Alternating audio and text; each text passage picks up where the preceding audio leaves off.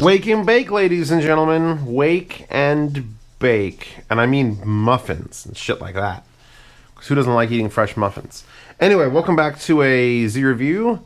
This is an IEM roundup. And I apologize wholeheartedly to the person. There was a person who sent me these four. Because I've had them for like a year. And I was just overwhelmed.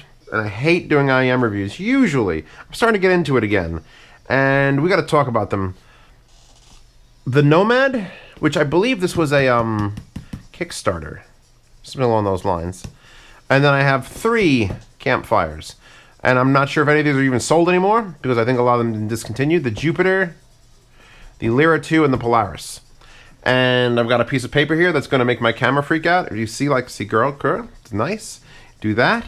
Oh, did I ruin the entire video? Yeah, welcome to GoPro Life. So I'm going to try to keep that far to the left. And I've been listening to these four, and they're hanging down here. I'm going to actually check the lengths. They're currently all plugged into my Tascam MH8, which is not the greatest amplifier for testing IEMs, but it's the same amplifier for testing IEMs. And when I was doing my individualized listening for that, I was using the own B1S, which is a little portable Class A, plugged into the output of the JDS Labs EL DAC. Okay, where's my remote to make music stop? I guess we'll start with the Nomad because it's on the left, and that's how I roll. So, we'll talk about how they sound or how they're what kind of accessories, how it's built. We'll do the build first. I like build, and we'll get to the sound last. Sound is stupid. Who even cares about that? I really like this design for this case. Here's the thing. I'm not gonna go digging through it. Honestly, all I care about is the case, the tips it comes with, things like that. And this is, I like this. It's got an insert, it's got multiple filters, and I played with the filters like a touch, for 12 minutes. I put these filters in, which are different from these filters, which are different than the filters that it came with. Oh, I should also announce, I'm assuming now I have to say these videos are all sponsored by Dakoni, because they gave me literally bags and bags of their tips. And I don't like any other tips. The Comply tips are okay, but these are non-memory foam, the Dakoni tips. So every one of these has the exact same tips on it. So that's how I'm judging them, because I can't use silicone tips. They just don't fucking work. So this also isn't the stock cable, which hurts my brain a little bit, because I've had them and I'm like, oh, I'm trying with this. This is the stock cable with the controller in the middle, and it's got this black hoop for around your ears. And this is just, well, it's just not that. So, not sure. But, doesn't matter. These are the worst of the group. Let's talk about the worst of the group. I like their case. I like the way they laid this out. Ooh, like the filters do actually change it just a little bit, but I didn't bother judging on them. I put back the stocks and judged on that. Let's talk about what I said. You ready? Make her disappear. Echo Box. These are $250 currently. I think I found them on Amazon. Complex treble bad. And what that means is that when a lot of very, I forget what song it was. It might have been The Prodigy. But when something came on and it was like, it was just like I wanted to leave. I wanted to pull these out of my ears and just walk away. So they have a little bit of problems with that. However, I did write fine at low volume. So at like a whisper, it was like, it was fine. These were fine. These, I'll hold them up. These were fine at low volume. And then you put up the volume because you want to actually listen to music, and it was like, oh shit. So the rest of this is judged on like listenable levels of volume. Sharp and hurdy. Yes, I put the word hurdy like I'm a 6-year-old. Actually, 6-year-olds know that hurdy isn't a word. But yeah, no, these bad. Bad? Okay. Okay bass, nothing special. Okay bass, they have nothing special in the low end. It just sort of happened, and there might have been 1 or 2 glimpses of like, is this decent bass? And then I remember the FH5s exist, and I'm like, oh, fuck, you suck. Soundstage lackluster, and that's an automatic almost murder for me. Here's the thing, a lot of people say, oh, Zeos, you only like headphones and things if they have high soundstage. Lies. Fucking lies.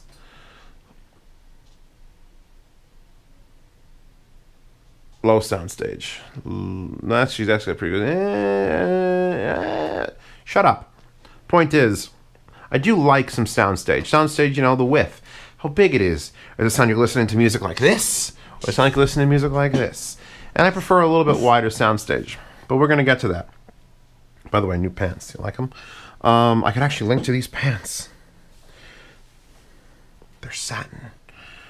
Soundstage lackluster. Occasional ear licking. That was a weird thing. I think the treble on this was so weird, like the way it like distorted and things, that occasionally like something would happen in a song and it felt like it was physically like licking my ears. I don't know. It was an interesting sensation. Maybe ASMR. Maybe these are perfect for ASMR, and I don't know it. Pointing from the soundstage lackluster is squashed imaging. So when things sound not wide and soundstagey, they're narrow. But usually when they're narrow, you got a really good accurate imaging. Nope. Squish it down, squish the imaging down. It basically did like this many points. Don't like these. Hardish to drive. And I only wrote hardish to drive on these because the second set I did, which was the Jupiters, which I'm going to talk about now, were very fucking easy to drive. So my conclusion on these $250 Echo Box is no. I do like the cable that he sent it with, though. I mean, it's just super nice. And the case is okay. Moving on. The Jupiters. Now, I've not done campfires before. And this was my first real set of like, here's a set that you get to play with for as long as you want. And they're beautifully built. Like, I don't have anything to say about the build on these. They're just IEMs. But all the campfire stuff is like this very sharp, hard-edged metal boxes with screws in them, and they're exposed, and the cables are all really nice. They've got this like that's it's like an okay cable, but this is like a nice cable, and they all lead to the splits, and they all work, and they've got the tubes, and again we're using the Dakoni tips on everything. These are like metal and quality, and look at the case it comes in.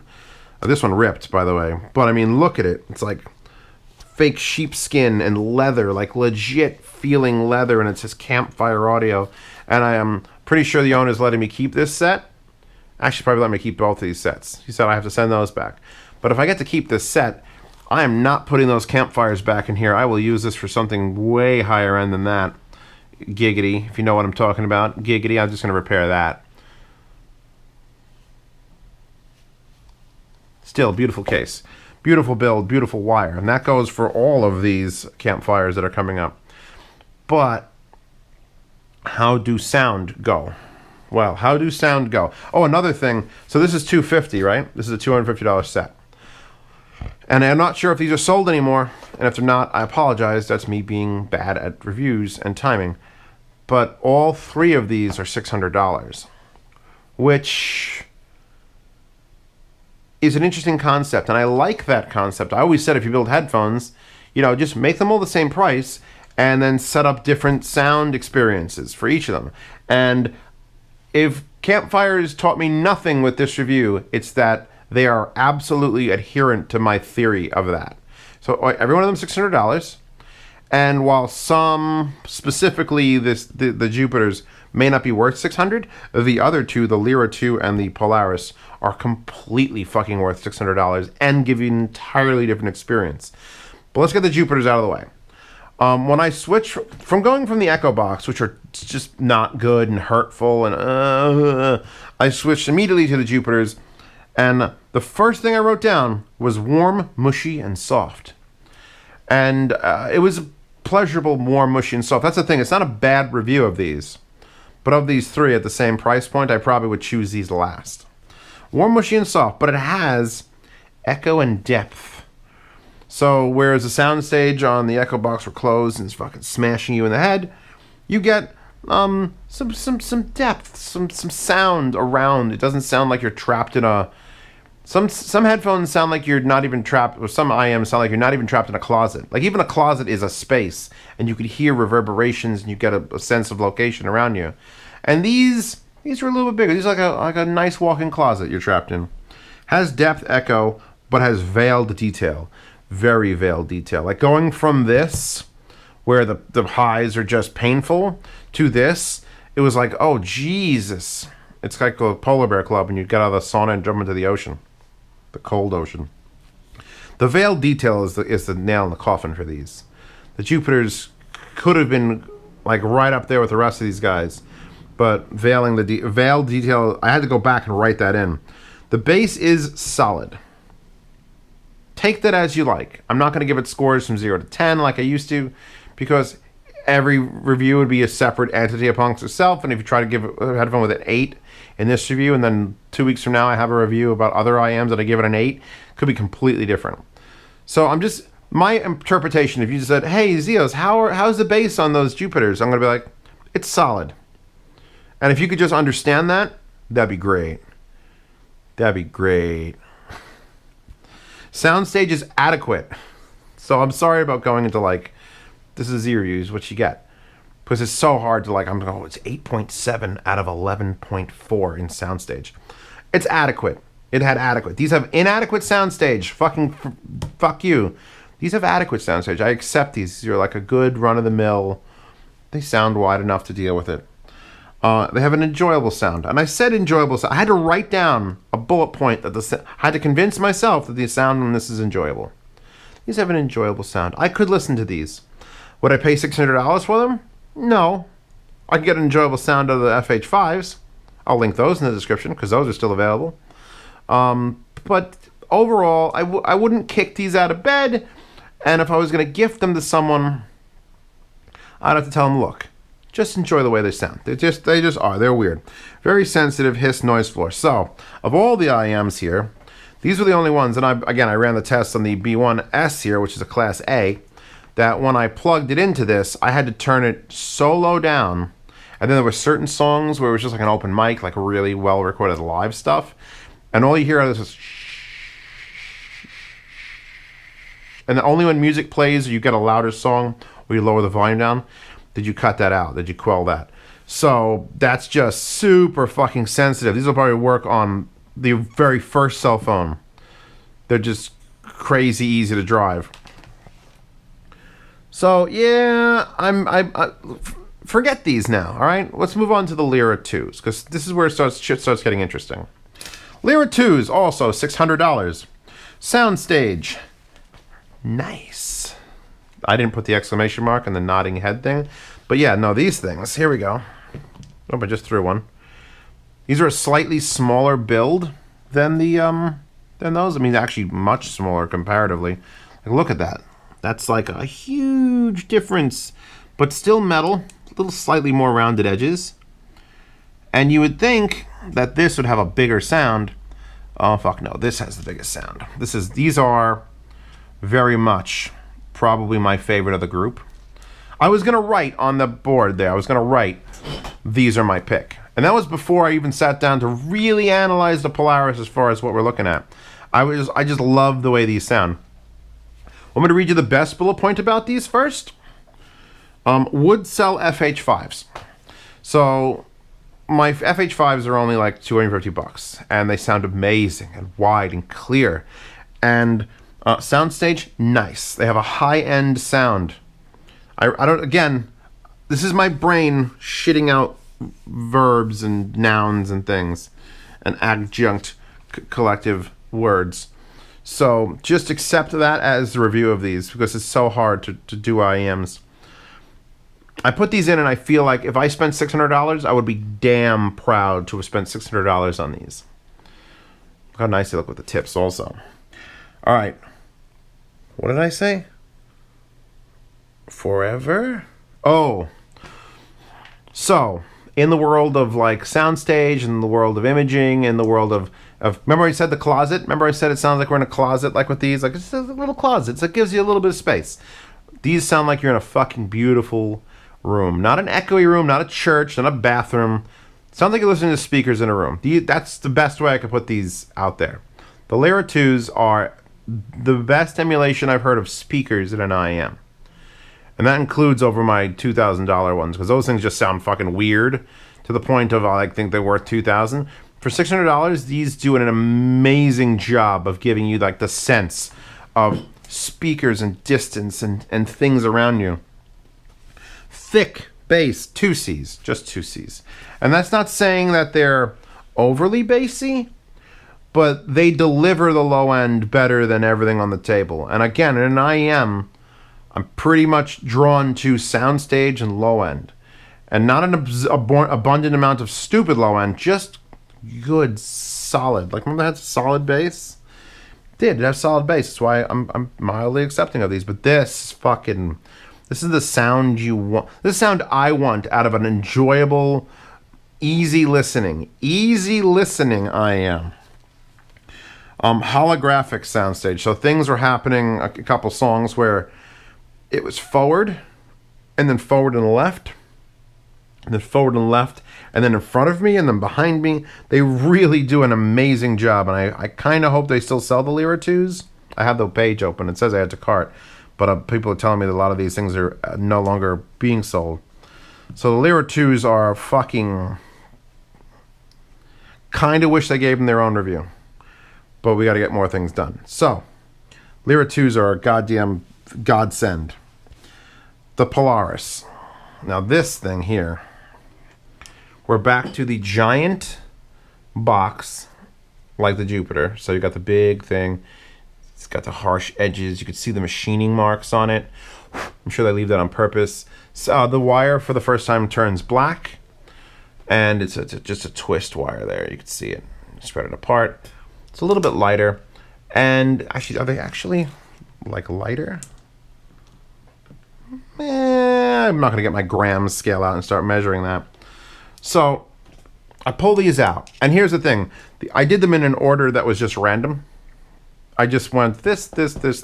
I could have put these in that thing and started judging them harshly in any particular order. And I'm kind of glad in the way it worked out. Because the Lyra 2 is a better Jupiter. The things I liked about the Jupiter, the Lyra 2 does better.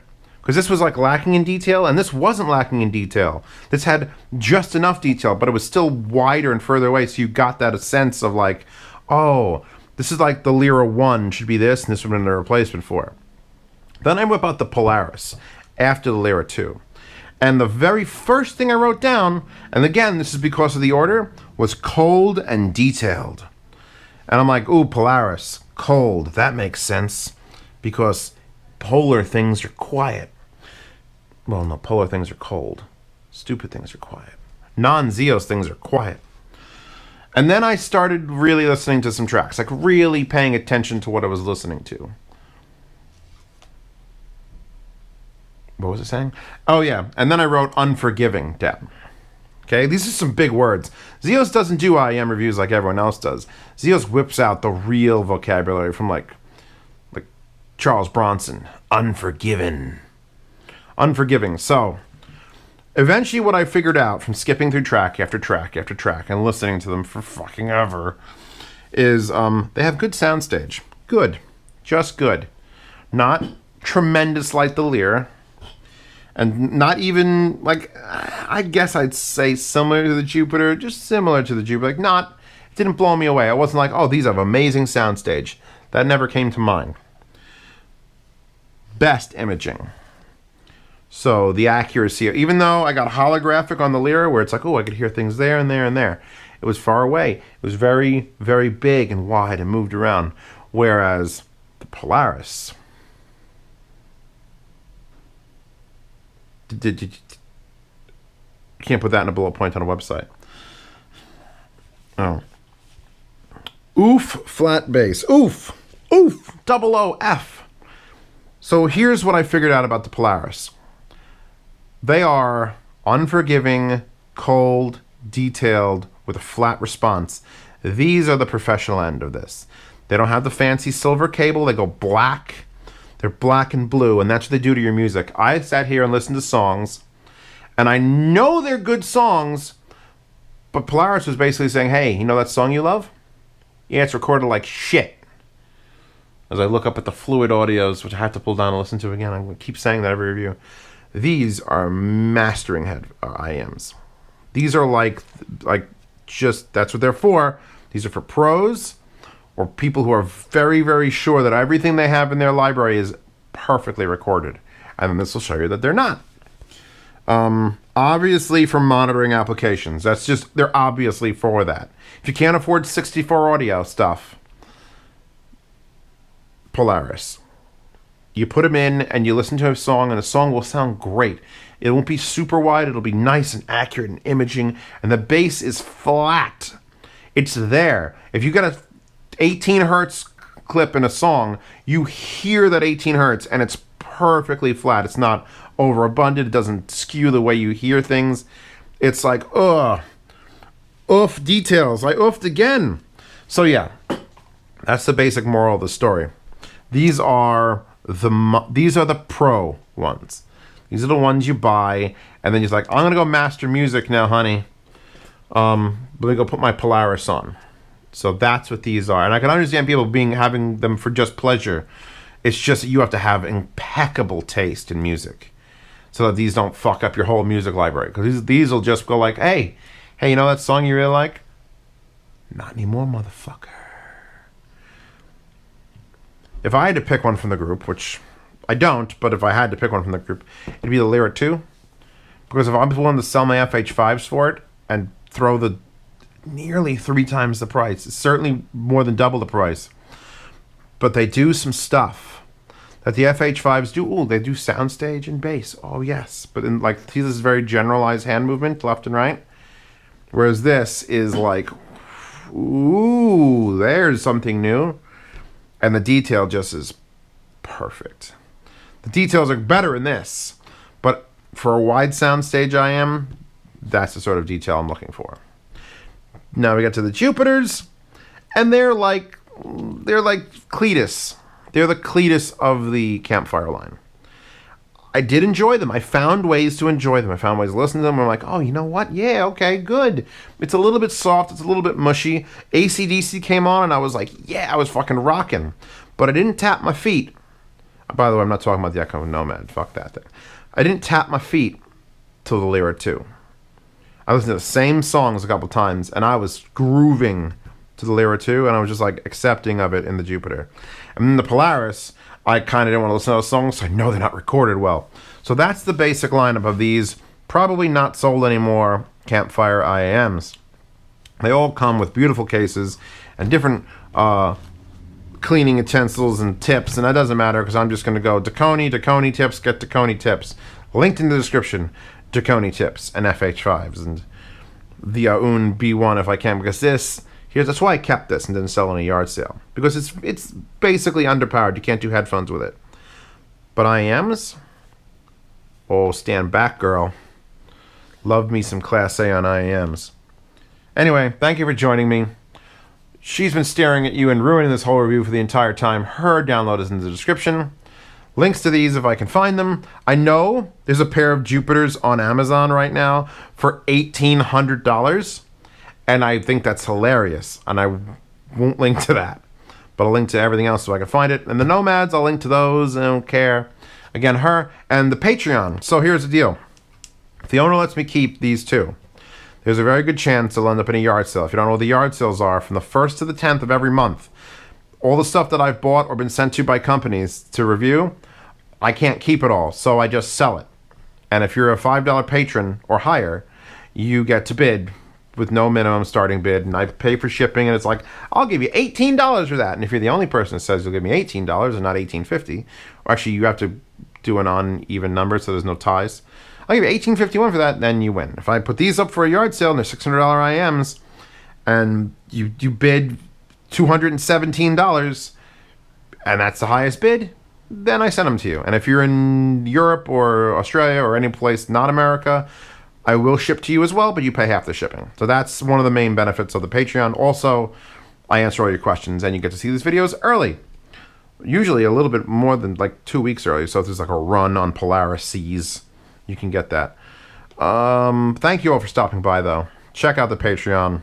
Just click the link at the end here, and check out any one of these videos. And her, and I should be quiet now for the end screens. Shh.